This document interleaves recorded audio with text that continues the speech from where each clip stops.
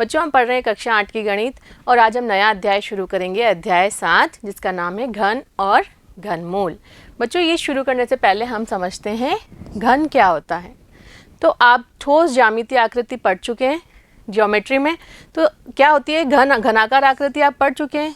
तो घन क्या होता है, घनाकार आकृति या घन आप पढ़ चुके हैं, जो कि त्रिविम में एक आकृति होती है जिसमें लंबाई, चौड़ाई और ऊंचाई समान होती है। जैसे कि आपका चौक का डिब्बा कौन सी आकृति है, घनाकार आकृति या घन है। तो आप ज्यामिति में इस तरह की आकृति पढ़ चुके हैं घन, और आपने पढ़ा है घन का आयतन। तो क्या होता है घन का आयतन। तो क्या होता है घन का आयतन, ये होता है लंबाई इंटू चौड़ाई इंटू ऊंचाई, और इसमें हम जानते हैं लंबाई, चौड़ाई, ऊंचाई सभी बराबर है। तो क्या हो जाएगा भुजा गुणा भुजा गुणा भुजा। यदि भुजा आप मान लीजिए आपको 4 दी गई है, तो क्या हो जाएगा इसका आयतन 4 गुणा 4 गुणा 4। 3 बार 4 का गुणा हुआ है, तो इसको आप लिखते हैं 4 की पावर 3, और इसको पढ़ते हैं 4 क्यूब, 4 क्यूब या 4 का घन। तो जो घन का कॉन्सेप्ट है वह यहाँ से प्राप्त हुआ। किसी भी संख्या को स्वयं से 3 बार गुणा करने पर जो संख्या प्राप्त होती है वह दी गई संख्या का घन कहलाती है।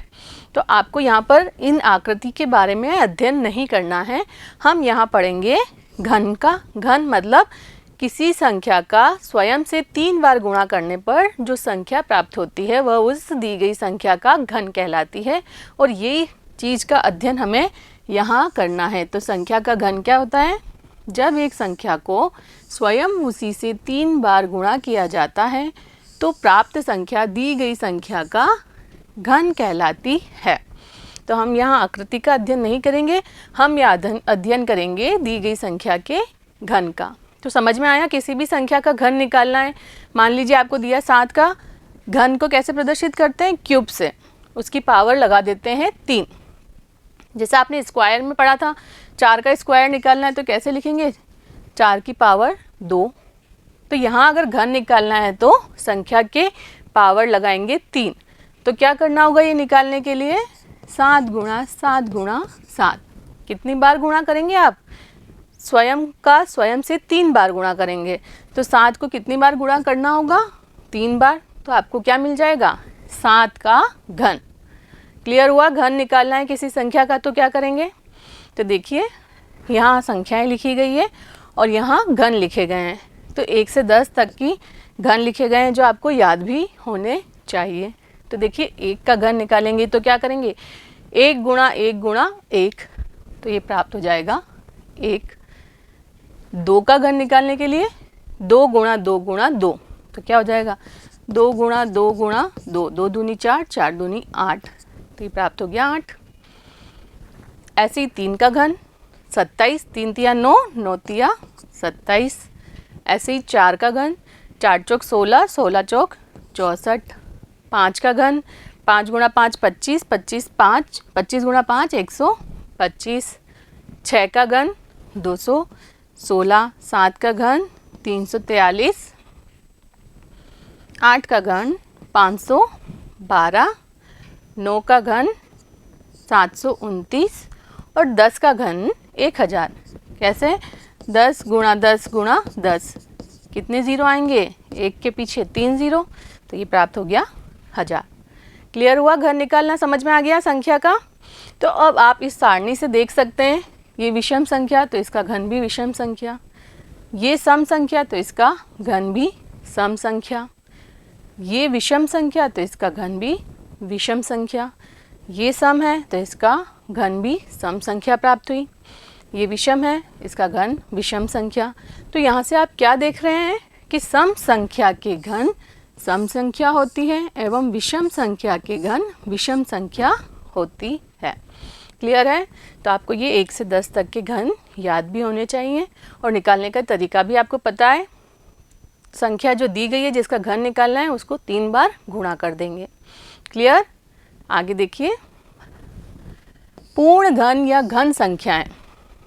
तो कोई भी दी गई संख्या घन संख्या है या नहीं है, तो आपको क्या करना होगा, सबसे पहले उसके अभाज्य गुणनखंड निकालेंगे और फिर आपको जो गुणनखंड निकाले हैं, जैसे कि आप उदाहरण से समझिए, ये है 27, इसके गुणनखंड निकालें, 3 नम 27, 3 तिया 9 और फिर लगेगा 3 एकम 3। ये अभाज्य गुणनखंड प्राप्त हुए। तो आपको अभाज्य गुणनखंड निकालने हैं और उसमें 3-3 का समूह बनाना है।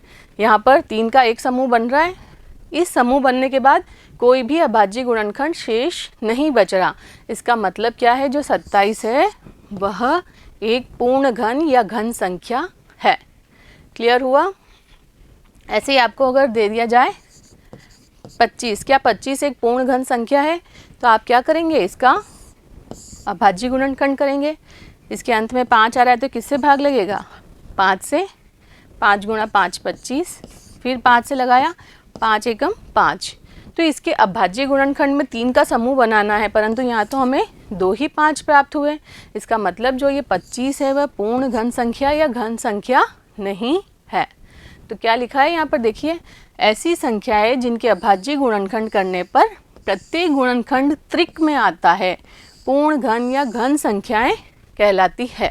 प्रत्येक गुणनखंड त्रिक में आता है मतलब जैसे यदि 2 या 3, 2 और 3 दोनों आ रहे हैं इसके गुणनखंड में, तो 2 भी 3 बार आना चाहिए और 3 भी 3 बार आना चाहिए, तब वह पूर्ण घन संख्या होगी, अन्यथा वह पूर्ण घन संख्या नहीं होगी। क्लियर? तो चलते हैं हम इसके उदाहरणों पर।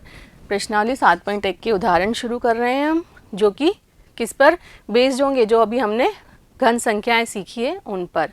देखिए, क्या 243 एक पूर्ण घन है? तो क्या करना होगा, सबसे पहले हम देखेंगे इसका अभाज्य गुणनखंड करके। तो देखते हैं हल। अभाज्य गुणनखंड से देखिए कैसे करते हैं अभाज्य गुणनखंड। 243 देखते हैं 3 से भाग लगेगा क्या, 3 अट्ठे 24, 3 एकम 3 जा रहा है, फिर 3 दूनी 6 बच गए, 2 21 हो गया, 3 सत्ते 21, फिर 3 नम 27, फिर 3 तिया 9 और फिर 3 एकम 3। तो देखिए अभाज्य गुणनखंड से हम 243 को क्या लिख सकते हैं, 243 बराबर 1 2 3 4 5, कितनी बार 3 लिखना पड़ेगा, 5 बार। अब अभाज्य गुणनखंड करने के बाद आपको बनाने हैं 3-3 के समूह, जिसको बोलते हैं त्रिक। तो 3 का एक त्रिक प्राप्त हुआ, ये त्रिक में नहीं है, 2 3 बच गए, तो आप क्या लिख सकते हैं, 3 गुणा 3 शेष बचता है,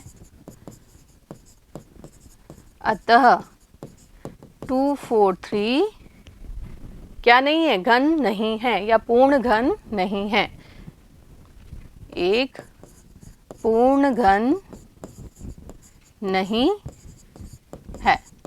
क्लियर हुआ? क्या करना है आपको, ऐसे प्रश्न आएंगे कि कोई संख्या दी होगी और पूछा होगा कि क्या ये एक पूर्ण घन है, तो सबसे पहले आपको अभाज्य गुणनखंड करना है और फिर 3-3 के समूह बनाने हैं। यदि 3-3 के समूह में कोई शेष रह जाता है, इसका मतलब दी गई जो संख्या है वह पूर्ण घन नहीं होगी। क्लियर? तो चलते हैं अगले उदाहरण पर। उदाहरण नंबर 2 देखिए क्या दिया है, क्या 392 एक पूर्ण घन है?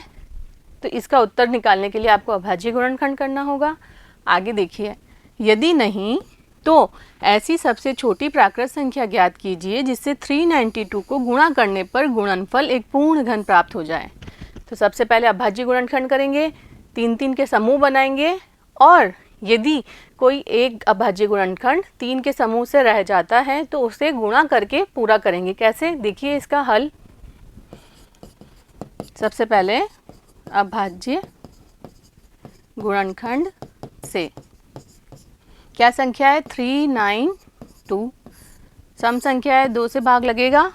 देखिए 2 एकम 2, 1 बचा 19 हो गया, 2 नम 18, 1 बचा ये 12 हो गया, 2 छंग 12, फिर 2 से 2 नम 18, 1 बचा 16 हो गया, 2 अट्ठे 16, फिर 2 से करा 2 चौक 8, 18 हो गया, 2 नम 18, 7 से किया 7 7 ज़ा 49 होते हैं, फिर 7 से किया 7 एकम 7, इसलिए आप क्या लिख सकते हैं, क्या संख्या है 392 बराबर 1 2 3, 3 तो प्राप्त हुए हैं 2 और 2 प्राप्त हुए हैं 7, तो आपको क्या मिल गया, 2 का एक त्रिक प्राप्त हुआ है, परंतु 7 गुणा 7 शेष बचा है, इसमें 7 कितने 7 की कमी पड़ रही है, एक 7 कम पड़ रहा है, एक 7 अगर और आ जाता तो ये त्रिक बन जाता 7 का, तो आप क्या लिखेंगे, यहाँ आगे यहाँ से कर रहे हैं, अतः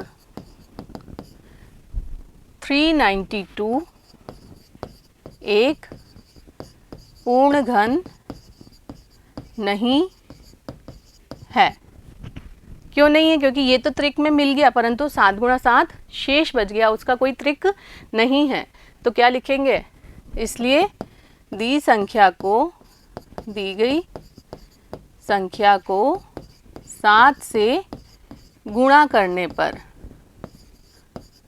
क्या प्राप्त हो जाएगा, देखिए 392 गुणा 7, तो क्या मिल जाएगा, जो इसका गुणनखंड है वो लिखेंगे 2 गुणा 2 गुणा 2 गुणा 7 तो ये था, इस संख्या को लिखा था अपन ने अभाज्य गुणनखंड करके, और अब गुणा कर दिया है एक 7 और, तो ये आ गया 1 और 7, तो अब देखिए ये भी त्रिक में है और ये भी त्रिक में है, तो इसका मतलब जो ये संख्या प्राप्त होगी 392 गुणा 7 एक पूर्ण घन प्राप्त होगा, तो ये किसके बराबर हो जाएगी, देखिए 7 दूनी 14, हासिल आई 1, 7 नम 63 और 1 64, हासिल आई 6, 7 तिया 21 और 6 27, तो इसका मतलब जो 2744 है एक घन प्राप्त, एक पूर्ण घन प्राप्त होगा। क्लियर हुआ, यही आपसे पूछा था, ऐसी सबसे छोटी प्राकृत संख्या ज्ञात कीजिए जिससे 392 को गुणा करने पर गुणनफल एक पूर्ण घन प्राप्त हो, तो सबसे छोटी संख्या क्या मिली आपको, 7, तो क्या किया, इसके अंदर अभाज्य गुणनखंड किया और जो त्रिक में नहीं है उसको त्रिक बनाने के लिए उस संख्या का गुणा कर दिया। क्लियर, चलते हैं अगले उदाहरण, उदाहरण नंबर 3। देखिए उदाहरण नंबर 3 में क्या दिया गया है, क्या 53240 एक पूर्ण घन है, यदि नहीं तो 53240 को किस सबसे छोटी प्राकृत संख्या से भाग दिया जाए। अभी पूछा गया था कि किस सबसे छोटी प्राकृत संख्या से गुणा किया जाए, और इस उदाहरण में पूछा गया है कि किस सबसे छोटी प्राकृत संख्या से भाग दिया जाए कि भागफल एक पूर्ण घन प्राप्त हो जाए। तो देखिए हल कैसे करेंगे, सबसे पहले तो इसमें भी अभाज्य गुणनखंड करेंगे, तो लिखते हैं अभाज्य गुणनखंड से क्या दिया है, 53240 सम संख्या है, 2 से भाग लग जाएगा तो ये आ जाएगा 2 दूनी 4, 1 बचा 13 हो गया, 2 छंग 12, 1 बचा 2 छंग 12, 2 दूनी 4 और 0, फिर 2 का 2 एकम 2, 2 तिया 6, 2 तिया 6, 2 एकम 2 और 0, फिर 2 से 2 छंग 12, 1 बचा, ये भी यहाँ हो गया 13, तो 2 छंग 12, 1 बचा, 11 हो गया, 2 पंजे 10, 1 बचा, ये 0, 2 पंजे 10। अब भाग लगेगा 5 का, 5 एकम 5, ये हो गया 16, 5 तिया 15, ये हो गया 15, 5 तिया 15 और 5 एकम 5। अब भाग नहीं लगेगा 5 का, क्योंकि इसके आखिरी में 5 नहीं है, तो देखो 3 का लगता है क्या, 3 तिया 9, 3 चौक 12, ये हो जाएगा 13, 3 चौक 12, 1 बचेगा 11 नहीं जाता है, तो अब लगाते हैं 7 का, 7 एकम 7, 7 के बाद 13 में से 7 गए तो बच गए 6, ये हो जाएगा 63, 7 नम 63, फिर 1 बच जाएगा, तो इसका मतलब क्या हुआ, 7 से भी नहीं लगेगा। 11 का देखते हैं, 11 एकम 11, ये हो जाएंगे 3, यहाँ पर 2 बचेगा 23 हो गया, 11 दूनी 22 और 1 बचेगा, तो 11 एकम 11, तो 11 का लगता है, करेंगे 11 एकम 11, कितने बच गए 2, तो ये हो गया 23, 11 दूनी 22, 1 बचा तो ये हो गया 11, 11 एकम 11, फिर 11 का लगेगा 11 एकम 11, 1 बचा तो ये हो गया 11, 11 एकम 11 और फिर वापस 11 एकम 11। तो अभाज्य गुणनखंड से आप क्या लिख सकते हैं, यहाँ आगे यहाँ से देखते हैं, इसलिए क्या संख्या है 53240 बराबर किसके लिखेंगे 1 2 3, 3 बार तो 2 प्राप्त हुए हैं और 5 एक बार है और 11 3 बार है 1 2 3। ठीक है, अब आपका अगला स्टेप होता है त्रिक बनाना। तो ये 2 का त्रिक बन रहा है यहाँ पे और 11 का त्रिक भी बन रहा है। तो सिर्फ एक 5 बच गया। ठीक है, अब यहाँ यदि 5 हट जाता तो ये दोनों हमको त्रिक में प्राप्त हो रहे थे, तो जो संख्या होती वो क्या कह देते हम पूर्ण घन है। तो इसका मतलब क्या हुआ कि जो ये संख्या है उसको यदि 5 से भाग दे दिया जाए तो भाग देने पर ये 5 कट जाएगा, तो ये 5 यहाँ से हट जाएगा और फिर जो बचेगा वो त्रिक में है। तो इसका मतलब जो संख्या आएगी 5 का भाग देने पर वह कैसी होगी पूर्ण घन संख्या होगी। तो आप क्या लिखेंगे अतः दी संख्या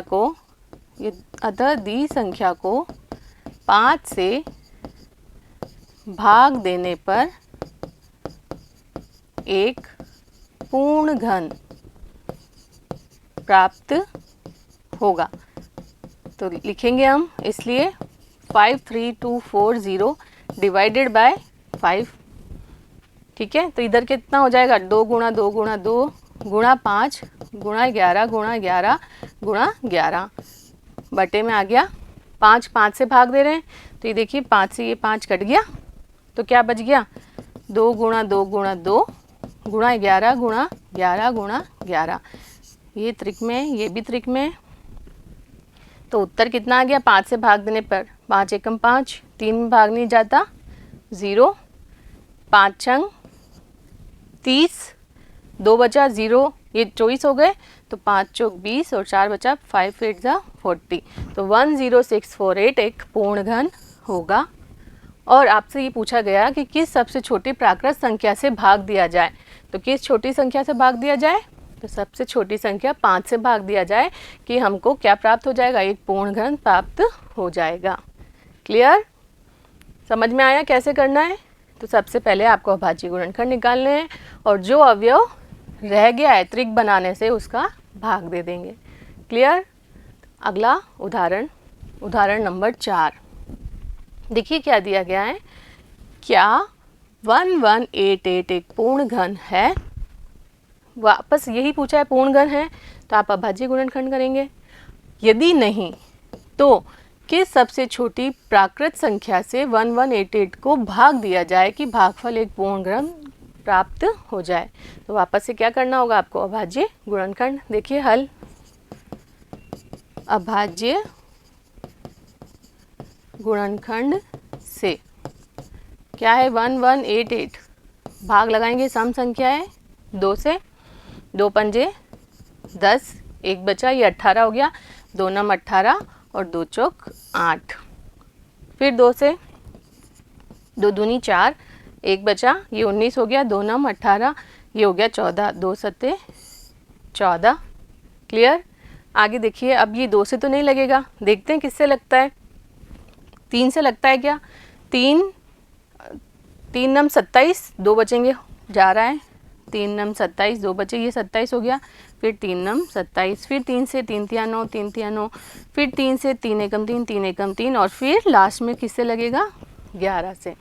ठीक है, तो आप ये क्या लिख सकते हैं अभाज्य गुणनखंड। तो आपने ये ऊपर लिख ही दिया है, क्या लिखेंगे, इसलिए 1188 बराबर कितना है 1 2, 2 बार तो 2 प्राप्त हुए, 3 कितनी बार है 3 बार है, 3 गुणा 3 और लास्ट में 1 11 प्राप्त हुआ। तो अगला स्टेप है त्रिक बनाने का। तो 2 गुणा कितनी है 2 बार ही है और 3 है 3 बार, तो त्रिक तो सिर्फ 3 का ही बन रहा है, 2 गुणा 2 भी बच गया और ये 11 भी बच गया। तो क्या करेंगे देखिए,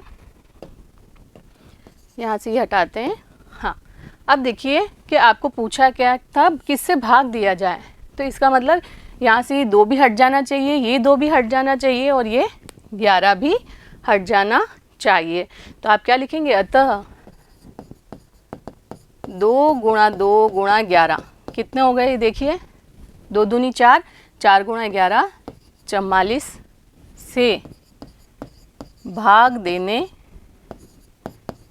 पर क्या हो जाएगा 1188, इसको 44 से भाग दिया तो यहाँ कितना आ गया 2 गुणा 2 गुणा 3 गुणा 3 गुणा 3 गुणा 11 था, भाग दिया है 2 गुणा 2 गुणा 11 से। तो देखिए 2 से 2 कट गया, ये 2 से 2 कट गया, ये 11 से 11 कट गया, तो ये क्या बच रहा है 3 गुणा 3 गुणा 3 त्रिक में प्राप्त हो रहा है। तो ये किसके बराबर है देखिए, भाग देते हैं 11 एकम 11 0 11 8 88, 11 चौक 44, 4 से काटते हैं 4 एकम 4 4 दूनी 8, 2 बचे 28 हो गया यहाँ पर, 7 चौक 28, तो उत्तर प्राप्त हो रहा है 27। इसका मतलब जो 27 प्राप्त हुआ है किसका भाग देने पर, 44 का भाग देने पर 27 प्राप्त होता है और 27 एक पूर्ण घन संख्या होगी। ठीक है, तो ये क्या लिख दिया, अतः 44 से भाग देने पर एक पूर्ण घन प्राप्त होगा, एक पूर्ण घन प्राप्त होगा। यही पूछा था कि कौन सी सबसे छोटी संख्या है जिससे भाग देने पर ये पूर्ण घन बन जाए, तो सबसे छोटी संख्या क्या है 44। क्लियर हुआ कैसे करना है? चलते हैं अगले उदाहरण पर। उदाहरण नंबर 5वां। देखिए क्या दिया गया है, क्या 68600 एक पूर्ण घन है? वापस से अभाज्य गुणनखंड करेंगे और त्रिक बनाएंगे। यदि नहीं तो वह सबसे छोटी प्राकृत संख्या ज्ञात कीजिए जिससे 68600 को गुणा करने पर एक पूर्ण घन प्राप्त हो जाए। आपको गुणा करके पूरा त्रिक करना होगा। देखिए हल, सबसे पहला स्टेप है अभाज्य गुणनखंड से। क्या संख्या है 68600, अभाज्य गुणनखंड की है, सम संख्या है, 2 से जाएगा, 2 तिया 6, 2 चौक 8, 2 तिया 6, 0 0। अब नहीं जाएगा, ये 2 से नहीं जाएगा क्योंकि पीछे शून्य है। 2 से किया 2 एकम 2, 2 सत्ते 14, 2 एकम 2, 2 पंजे 10, 0।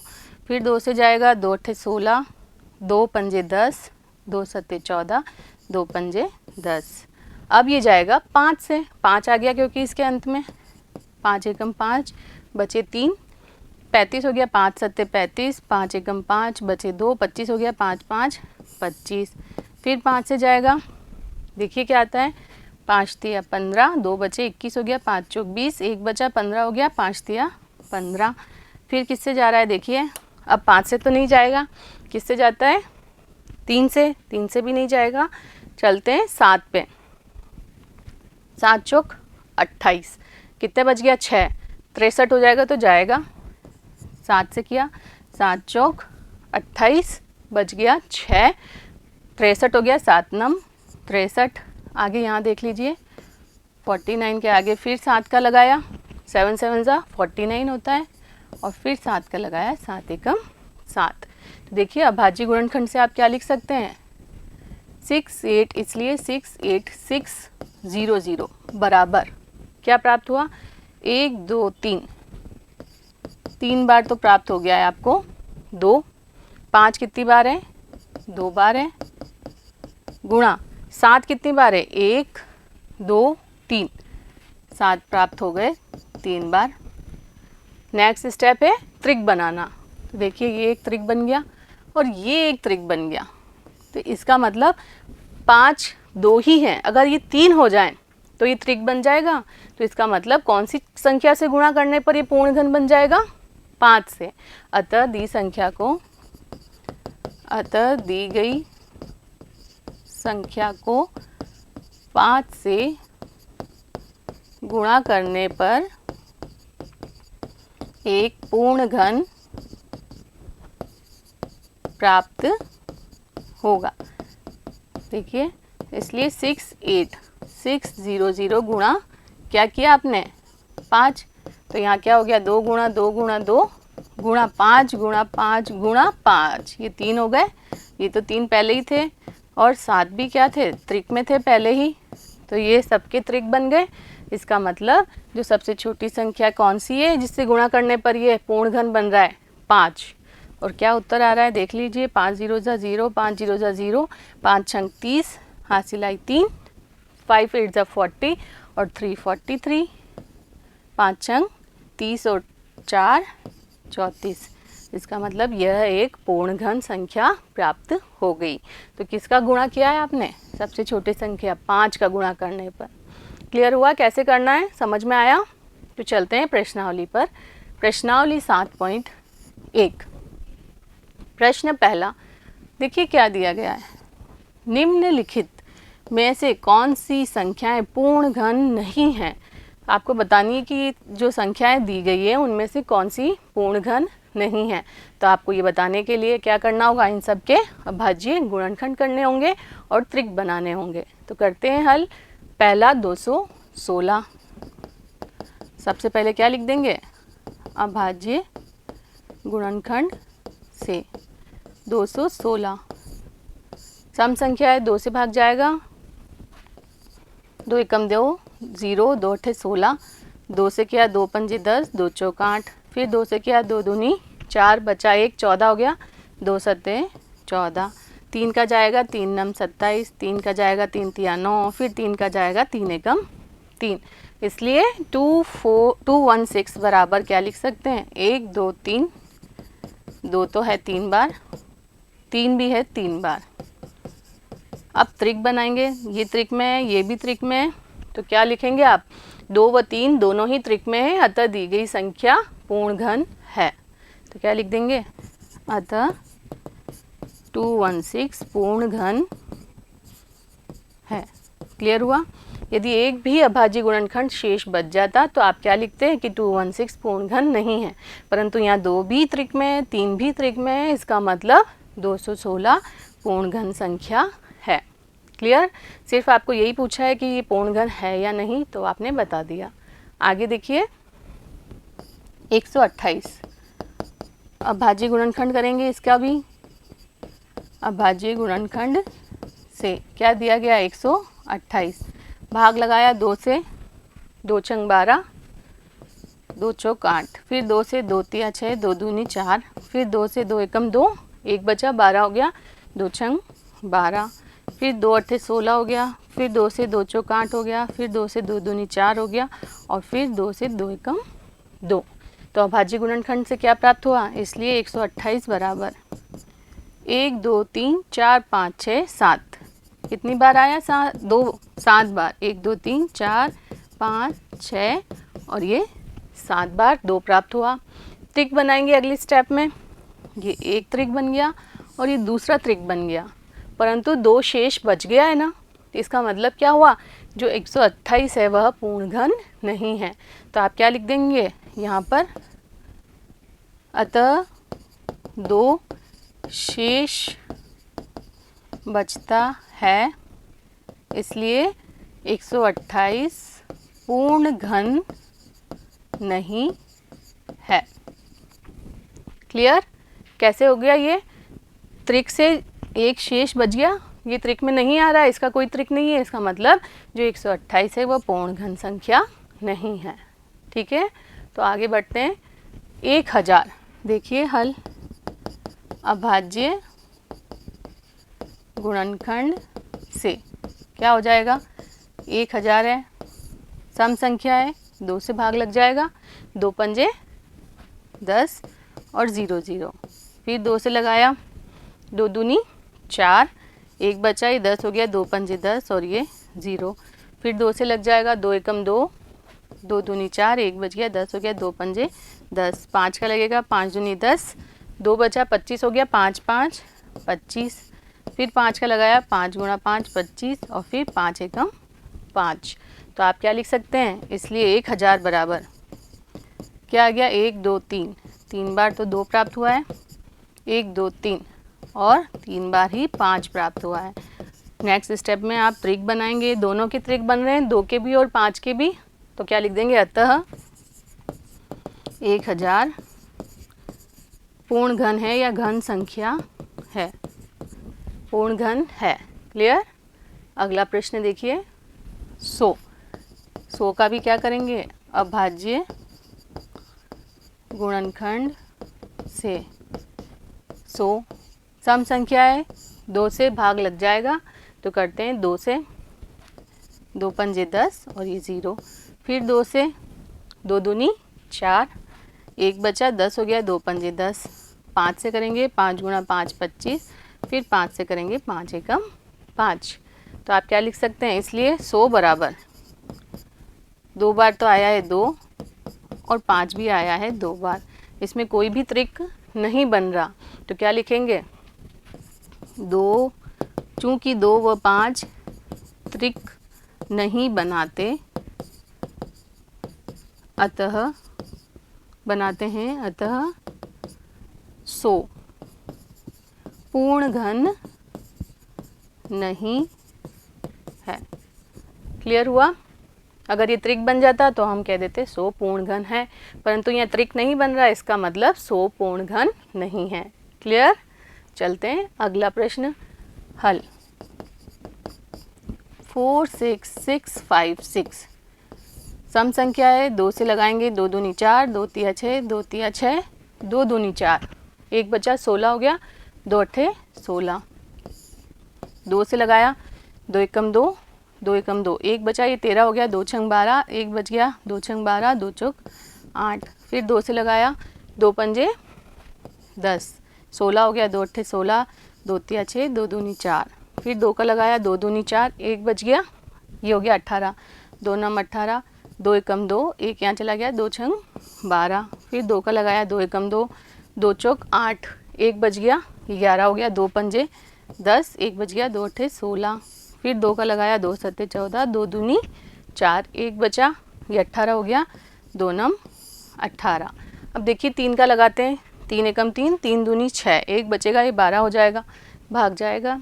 तो किसका लगाया हमने, 3 का, 3 दूनी 6, 12 हो गया, 3 चौक 12 और 3 तिया 9, 3 का लगाया, 3 अट्ठे 24, 3 एकम 3, फिर 3 का लगाया, 3 दूनी 6, 2 बचे 21 हो गया, 3 सत्ते 21, 3 का लगाया, 3 नम 27, 3 का लगाया, 3 तिया 9 और फिर 3 का लगेगा, 3 एकम 3।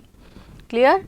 तो आपने क्या लिख सकते हैं, यहाँ पर लिख देंगे ऊपर अभाज्य गुणनखंड से, इसलिए 4 6 6 5 6 बराबर क्या प्राप्त हुआ, देखिए 1 2 3 4 5 6, 6 बार तो प्राप्त हुए हैं, 2 3 4 5 और ये 6, और 3 कितनी बार है, 1 2 3 4 5 6, 6 बार ही 3 भी प्राप्त हुए हैं, 1 2 3 4 5 और ये 6। तो अगला स्टेप हम क्या करते हैं, त्रिक बनाते हैं। तो ये एक त्रिक बन रहा है, ये एक त्रिक बन रहा है, ये एक त्रिक बन रहा है और ये एक त्रिक बन रहा है, कोई भी अवयव शेष नहीं बच रहा। तो आप क्या लिख देंगे, अतः 4 6 6 5 6 पूर्ण घन है, क्योंकि कोई भी अभाज्य गुणनखंड शेष नहीं बचा, तो इसका मतलब जो ये संख्या है वह पूर्ण घन है। क्लियर? चलते हैं अगले प्रश्न पर, प्रश्न संख्या 2। देखिए क्या दिया गया है, वह सबसे छोटी संख्या ज्ञात कीजिए जिससे निम्नलिखित संख्याओं को गुणा करने पर पूर्ण घन प्राप्त हो। तो आपको वापस से क्या करना होगा, इन संख्याओं का अभाज्य गुणनखंड देखेंगे और फिर देखेंगे कि त्रिक बनने में क्या शेष बच रहा है, उसका गुणा कर देंगे। क्लियर? तो करते हैं पहला प्रश्न हल।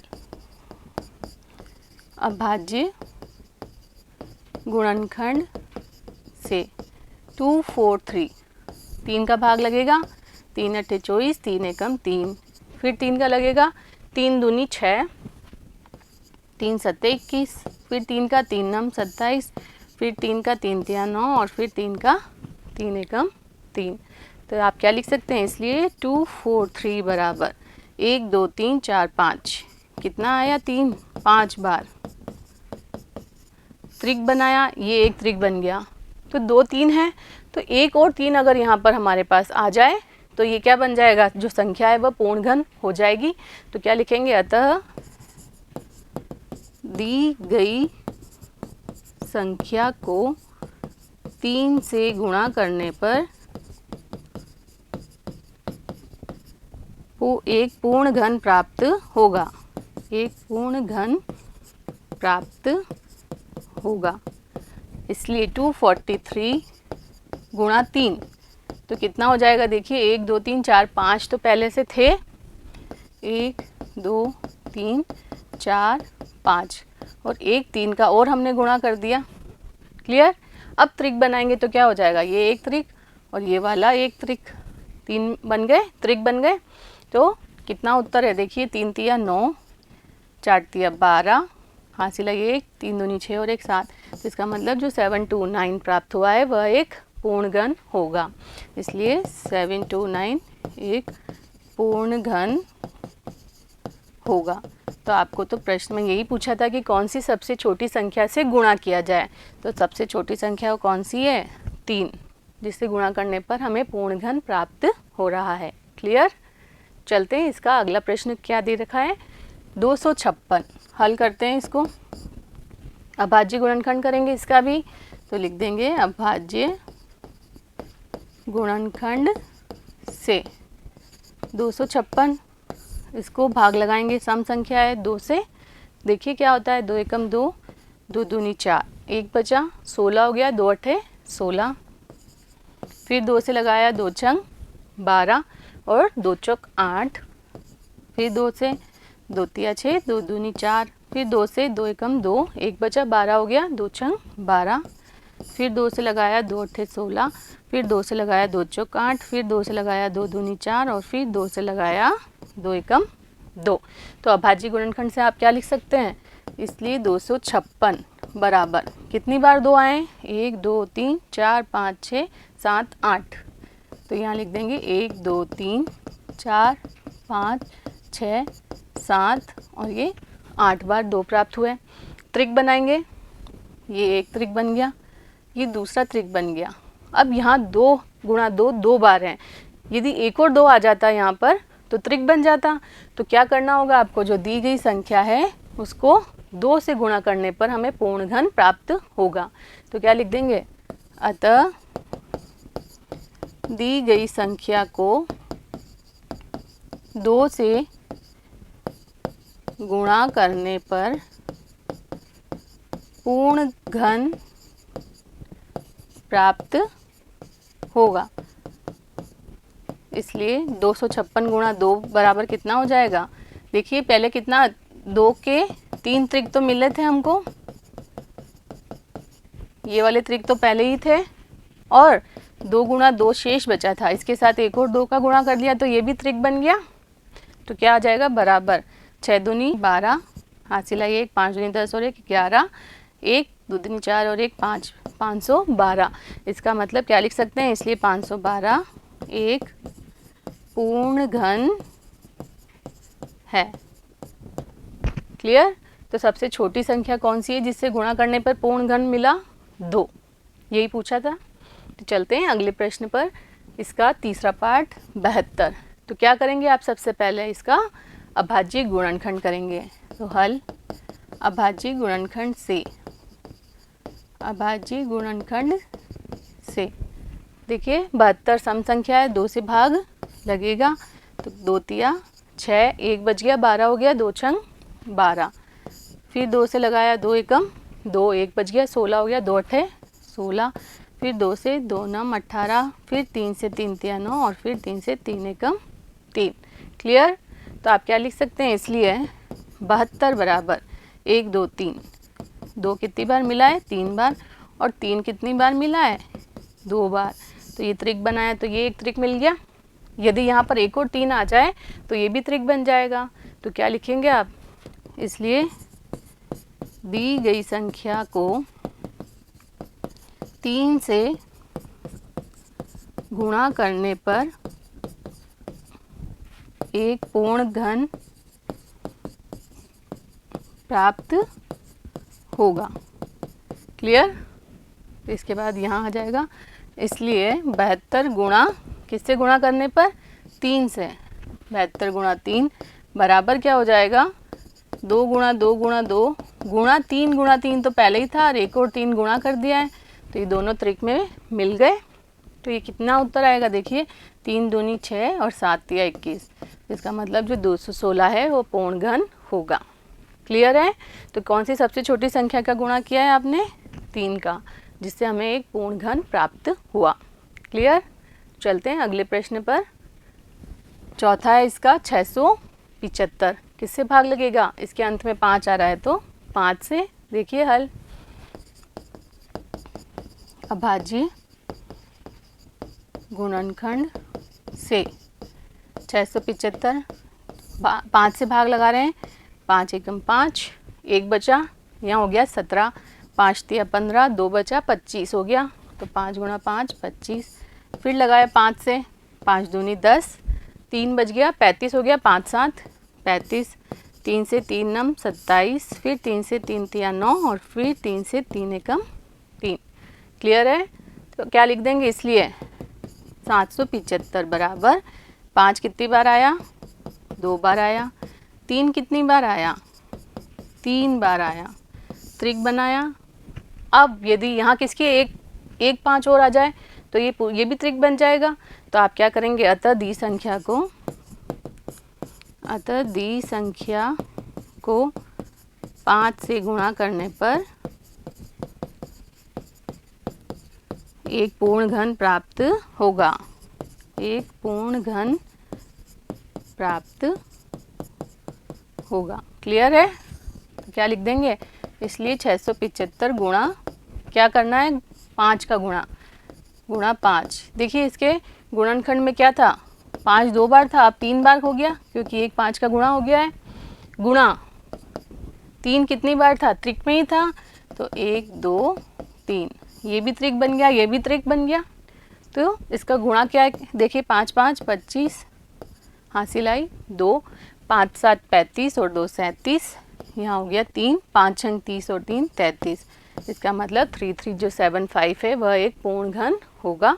तो इसका मतलब जो 675 दिया गया था उसमें किसका गुणा किया, 5 का गुणा किया, तो हमें एक पूर्ण घन प्राप्त हुआ। क्लियर? चलते हैं अगले प्रश्न पर। 5वां है इसका 100। देखिए हल, सबसे पहले क्या करेंगे, अभाज्य गुणनखंड से, अभाज्य गुणनखंड से 100 के अभाज्य गुणनखंड करने हैं आपको। सम संख्या है, 2 से भाग लगेगा, 2 पंजे 10 और 0, फिर 2 से लगेगा, 2 दूनी 4, 2 पंजे 10, 5 से लगेगा, 5 गुणा 5 25, फिर 5 से लगेगा, 5 एकम 5। तो आप क्या लिख सकते हैं, इसलिए 100 बराबर 2 बार 2 है और 5 भी कितनी बार प्राप्त हुआ है, 2 बार। त्रिक बनाने, न इसका त्रिक है न इसका त्रिक है, तो यहाँ पर कितने 2 की ज़रूरत है, 1 2 आ जाएगा तो त्रिक बन जाएगा, और यहाँ 1 5 और आ जाएगा तो त्रिक बन जाएगा। तो आप क्या कह सकते हैं, इसलिए दी संख्या को 2 गुणा 5 बराबर 10 से गुणा करने पर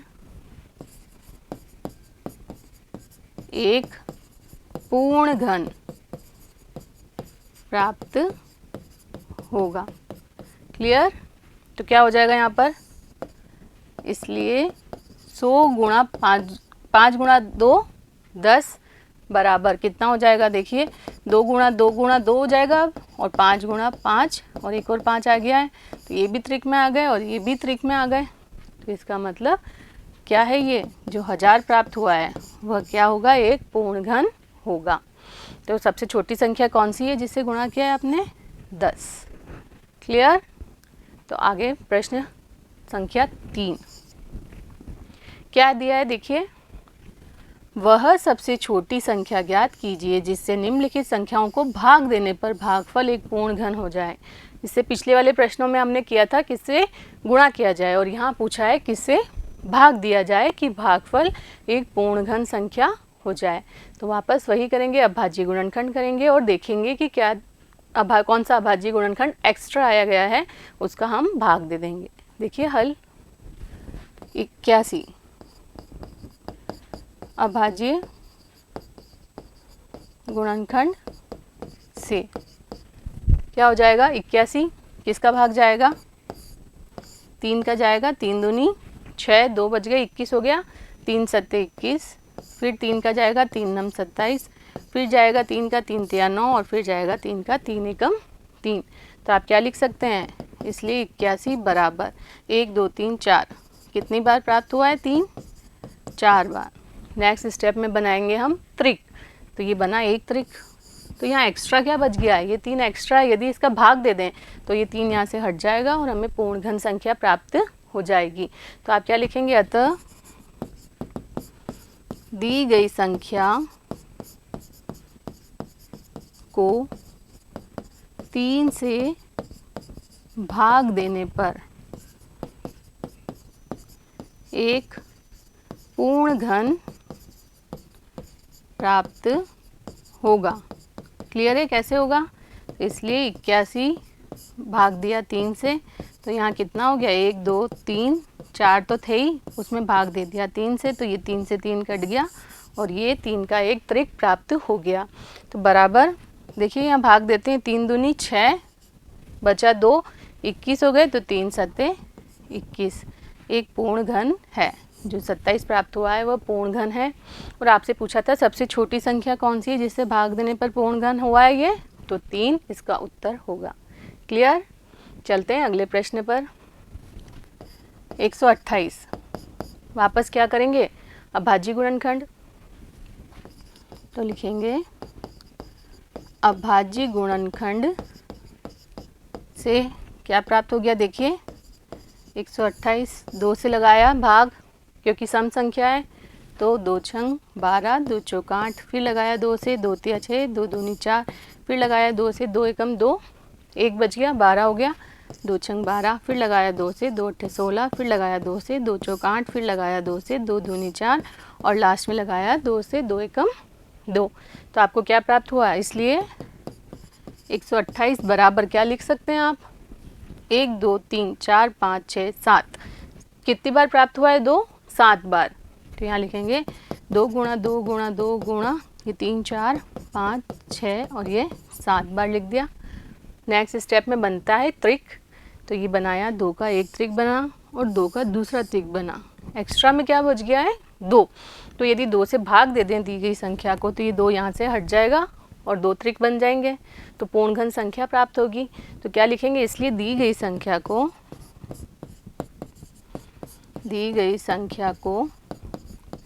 2 से भाग देने पर एक पूर्ण घन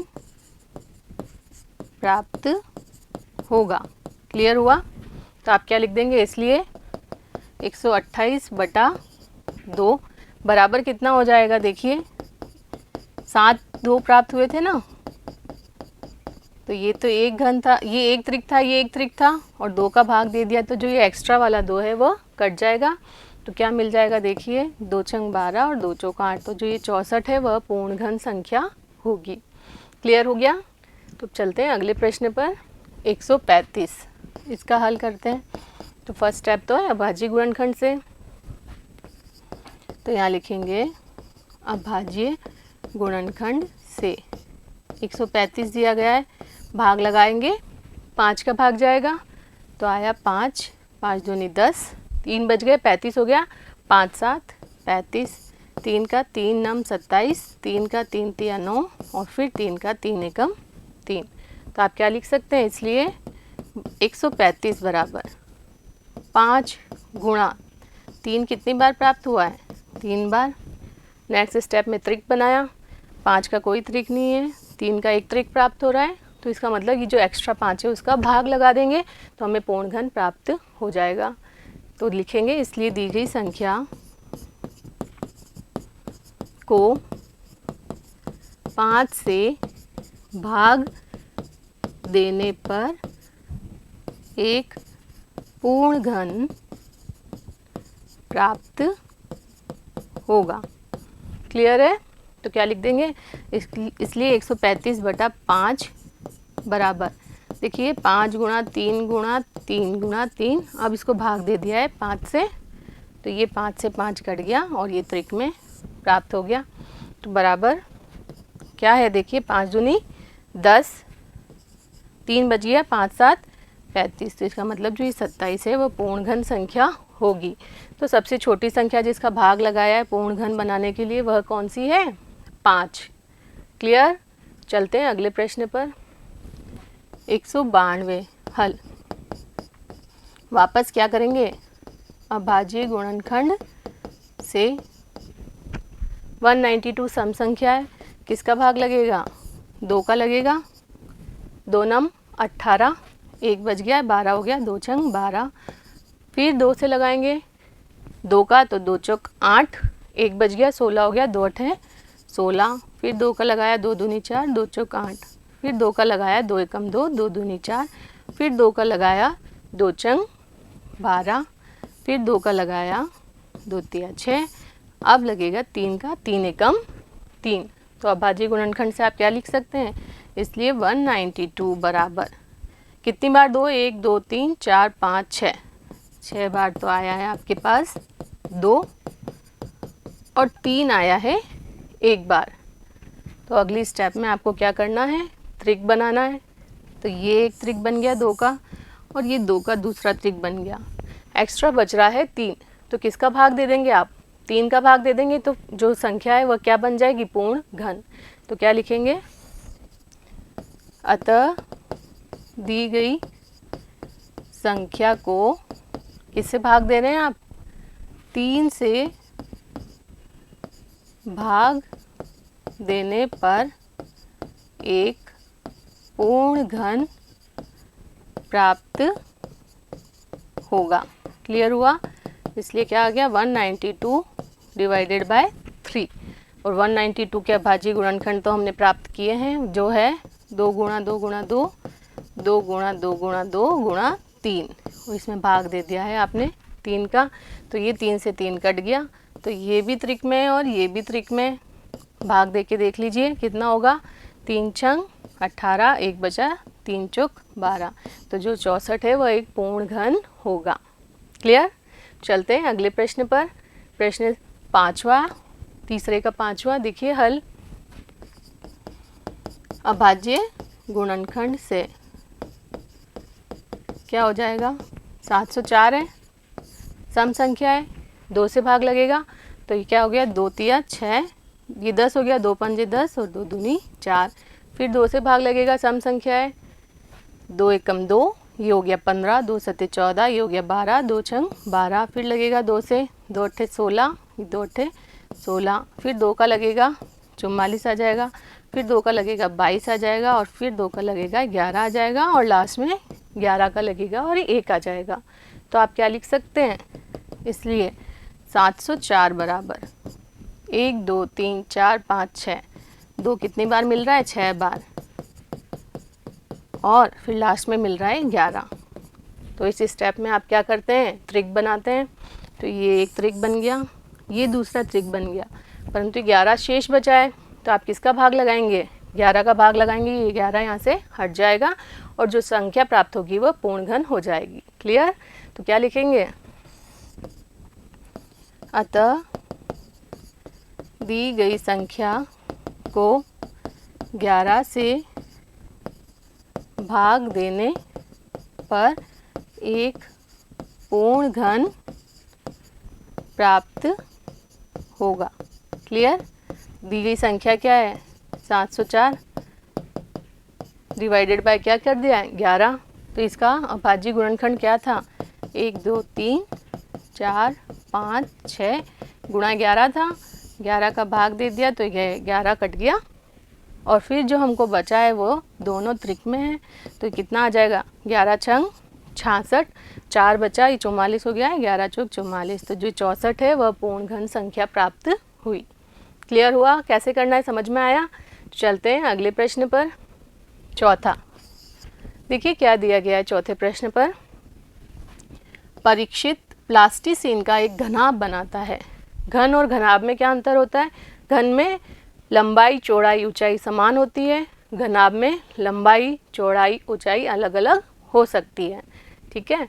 जिसकी भुजाएं दे रखी है 5 सेमी, 2 सेमी और 5 सेमी है। एक घन बनाने के लिए ऐसे कितने घनाभों की आवश्यकता होगी? देखिए कैसे करेंगे हल।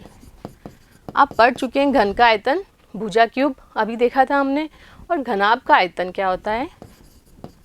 घनाभ का आयतन ये होता है लंबाई गुणा चौड़ाई गुणा ऊंचाई, जो आपको दी गई है भुजाएं। तो इसका आयतन कितना हो जाएगा? 5 गुणा 2 गुणा 5।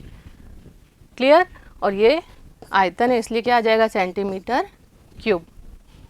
ठीक है, अब देखिए आपको इनसे घन बनाना है, तो यहाँ पर त्रिक बना के देखिए, ये एक तरह से इसका अभाज्य गुणनखंड दिया गया है। तो यहाँ किसकी कमी है, 5 का त्रिक बनाने के लिए एक 5 चाहिए, और 2 का त्रिक बनाने के लिए कितने 2 चाहिए, 2 2 और होने चाहिए। तो आप क्या लिख देंगे, अतः घन बनाने के लिए, अतः घन बनाने के लिए 2 गुणा 2 गुणा 5, यही चाहिए, 2 2 और 1 5 बराबर 5, 2 दूनी 4, 4 गुणा 5, 5 चौक 20। तो क्या हो जाएगा, घन बनाने के लिए 20 घनाभ चाहिए। यही पूछा गया था आपसे कि आपको घन बनाना है। घन बनाना है इसका मतलब ये त्रिक में होने चाहिए, 5 भी त्रिक में होना चाहिए और 2 भी त्रिक में होना चाहिए। तो 2 5 तो हैं हमारे पास, 1 5 की ज़रूरत है तो ये रहा 1 5, 2 2 की ज़रूरत है तो ये 2 2, तो इनको गुणा करेंगे तो आ जाएगा 20। इसका मतलब जो घनाभ दिए गए हैं वैसे कितने घनाभ चाहिए होंगे, 20 घनाभ चाहिए होंगे, जिससे हमको क्या मिल जाएगा, एक घन मिल जाएगा। क्लियर हुआ कैसे करना है ये वाला प्रश्न। तो उम्मीद करती हूँ आपको 7.1 अच्छे से समझ में आई होगी। अगले वीडियो में मिलते हैं हम आगे की प्रश्नावली के साथ, तब तक जुड़े रहिए, धन्यवाद।